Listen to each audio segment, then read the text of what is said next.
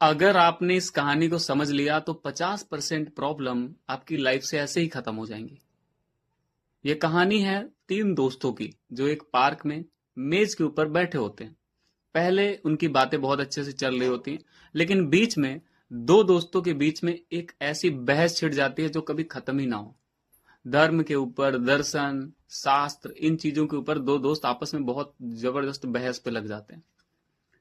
बहस काफी लंबे समय तक जब चलती है तो एक दूसरे को गाली देने लगते हैं, बोलने लगते हैं कि तू अंधविश्वासी है, तू पागल है, तू मूर्ख है। एक दूसरे को ये बोल रहे होते हैं। तो इन दोनों ने जब ये समझा तो इन्होंने डिसाइड किया कि वो जो तीसरा दोस्त है वो बताएगा कि कौन सही है और कौन गलत है।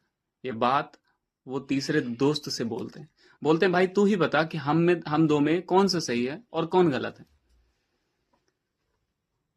तो वो जो तीसरा पर्सन होता है वो बोलता है कि मैं जानता हूं कि तुम दोनों में कौन सही है और कौन गलत है, और मैं बता भी दूंगा, लेकिन तुम मानोगे नहीं।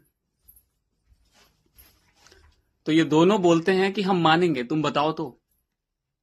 वो बोलता है कि तुम दोनों के सामने ये साबित करना कि कौन सही है कौन गलत है मैं उचित नहीं समझता। हालांकि मुझे पता है कि तुम दोनों में कौन सही है कौन गलत है। और वहां से उठ के वो चला जाता है। और लाइफ में भी ऐसा ही होता है। विश्वास और जानने में बहुत बड़ा फर्क होता है। भगवान होते हैं, ये हमारा विश्वास है। कुछ लोग नहीं मानते कि भगवान होते हैं, वो उनका विश्वास नहीं है। लेकिन सूरज होता है, ये हम जानते हैं, इसमें हमारा विश्वास नहीं है।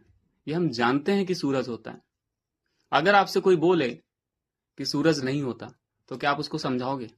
नहीं। तो अगर सच में आप किसी चीज के बारे में जानते हो तो उस चीज को समझाने के, प्रूफ करने के चक्कर में मत पड़ना, और देखना कि आपकी लाइफ कितनी आसान हो जाएगी।